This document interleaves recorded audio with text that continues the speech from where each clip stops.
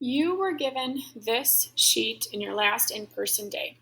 We are going to be spending one whole week working on this sheet. So this is not something that has to be completed by the end of the day today or by your next in-person day. It will actually be due by next Wednesday. So you will have this Wednesday today and next Wednesday, your next all virtual day to work on it. So then the following Thursday, Friday of next week is when you will be turning it in class.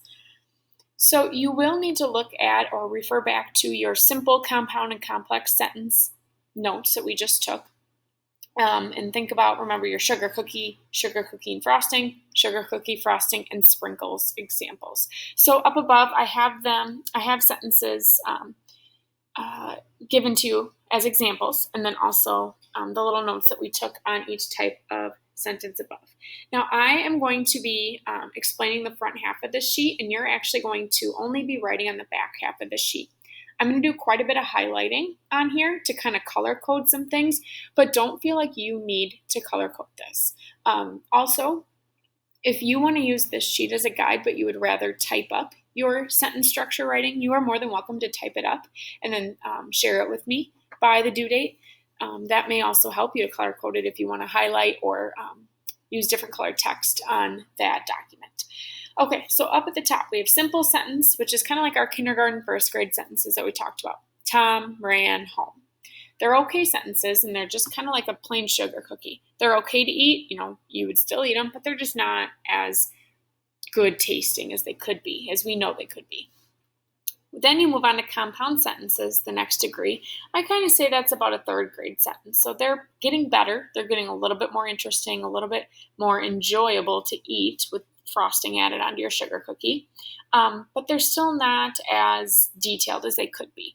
These include a fanboys. So whenever you see a coordinating conjunction or a fanboys in them, that is considered a compound sentence. So I use this same example up above, but I just changed it to have a compound, or to be a compound sentence, to have a fanboys in them.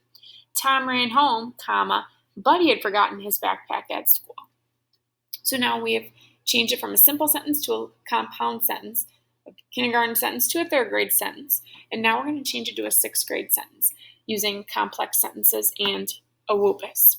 So now this is just like having your sugar cookie and your frosting and then your sprinkles. Now your cookie is really, really good. Now it's really enjoyable to eat. It's pretty to look at. Same with your sentences. They're a little bit more detailed. After Tom ran home, comma, he realized he had forgotten his backpack. So now you'll see that I have included a fanboys in that sentence, and that makes it a compound sentence. And I have included in a WUBIS in this sentence, which makes it a complex sentence. Now, down at the bottom, you will see this box. We're kind of in the middle of the page, I guess. You will see this box that has a pattern in it. Simple, compound, complex. Simple, compound, complex. Simple, compound, complex. Simple, compound, complex. I am giving this pattern to you to kind of give you a template of how you're going to be writing your paragraph. So your first sentence in your paragraph is going to be a simple sentence. Sugar cookie sentence. Then the second sentence in your paragraph is going to be a compound sentence using a fanboys, so like your sugar cookie and your frosting. And then your third sentence in your paragraph is going to be a complex sentence, which is using your WUBIS, and that's just like using sugar cookies plus frosting plus sprinkles. Okay, so you're going to have simple, compound, complex. That pattern repeated 4 times. Now, I know that paragraphs aren't normally 12 sentences long, which is what yours is going to be today, but we're just going to pretend that that is an okay thing, and we're going to make our paragraph 12 sentences long. Okay, so it's kind of like a mini story that we're writing, but we're given a template to show what our sentences should be. Now, I have an example on the side here that follows this same pattern in the box.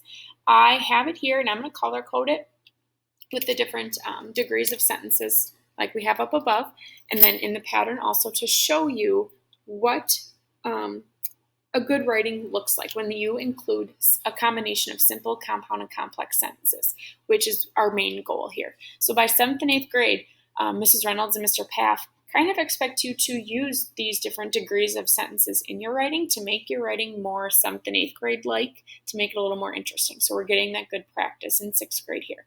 So once you get to 7th and 8th grade, you're confident in it. All right, so let's look at here. So I'm just going to read the sentence or my example to you, and then I will go back over it and do some color coding. Here's a sad story. Someone stole Mrs. Hurst's pen, but they had left a trail. Although the trail was not super noticeable, Mrs. Hurst was still able to notice something. There were muddy footprints. The footprints were muddy, yet the mud was dried to the ground. Before she could blame someone, she thought about the size of the footprints. The person who stole her pen had big feet.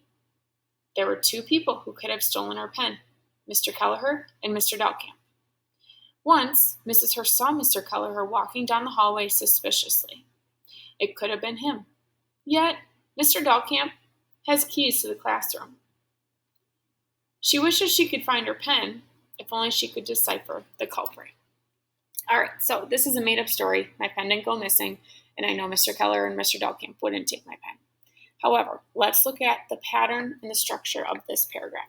So my first sentence is a simple sentence. Here's a sad story. It's a pretty kindergarten sentence, okay? Here's a sad story. Pretty simple, to the point.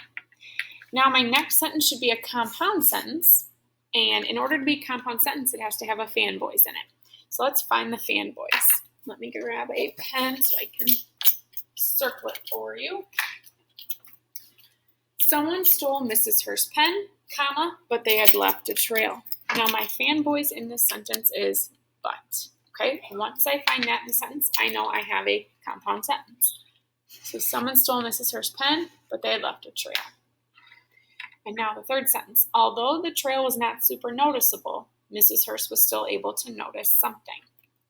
Okay, so although is my awubis in that sentence. In order for it to be a complex sentence, which my third sentence should be, it has to have an awubis. So remember, when you're writing yours, look at your lists of fanboys and awubis words so that you can include one of those in each of your compound and complex sentences. So then I'm just going to highlight this orange. Okay. All right. So we have one round of our pattern done. Now our next sentence should be a simple sentence, and let's take a look and see if it is. There were muddy footprints. I would say that is most definitely a simple sentence. It's a very kindergarten sentence, very simple and easy. Okay, next one should be compound. Should have a fanboys in there. The footprints were muddy, comma, yet the mud was dried to the ground. Yet is my fanboys. So I know that once I have that in there, and it's combining 2 simple sentences, the footprints were muddy, the mud was dried to the ground, I have a compound sentence. Now my next one should be complex, finding my awubis. Before she could blame someone, she thought about the size of the footprints. Before is my awubis, so I'm going to highlight that orange because that is a complex sentence. All right, so now the next one should be simple, very kindergarten sugar cookie sentence. The person who stole her pen had big feet. I don't see any conjunctions in there, whether it's an awubis or a fanboys, so I know it's going to be a simple sentence. Next one, I should have a fanboys in there. There were 2 people who could have stolen her pen, comma, Mr. Kelleher and Mr. Delcamp.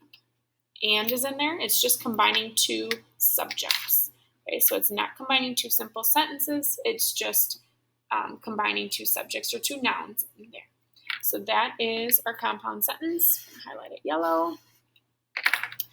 Okay, my next one should be complex, just like it's following in the pattern.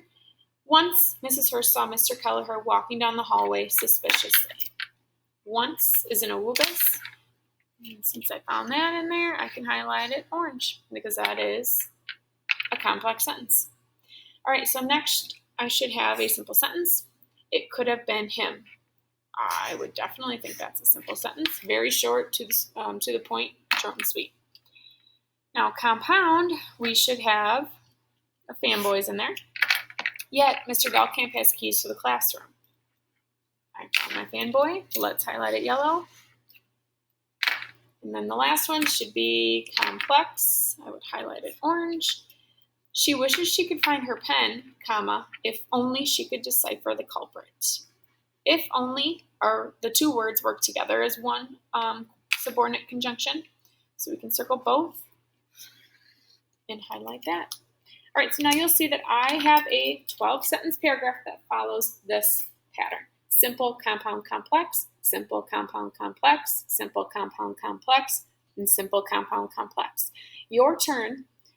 You are to write a paragraph. It can be about anything. Just make sure it's school appropriate and it's a good fit topic for you that you know quite a bit about, or maybe you want to make a story just like I did.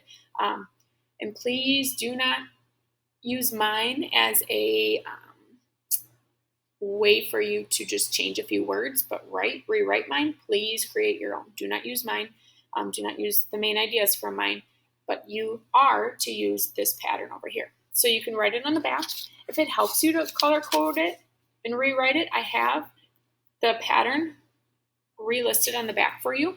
Maybe you choose 3 different colors that you want to highlight. Once you're totally done writing, you're more than welcome to do that. Also, you can type it up and share it with me on Google Doc, and then highlight your text as you are writing it. So again, we have a whole week to do this. It's actually going to be due not this Thursday and Friday of this week, but next Thursday and Friday. So that would be October 1st and 2nd, I believe, is when you will be turning this in on your in-person day, whether you're on Thursday or Friday. Okay? Please reach out to me if you have any questions, and please refer back to your Fanboys list and your WUVIS list so you have options of those conjunctions to add into your sentences.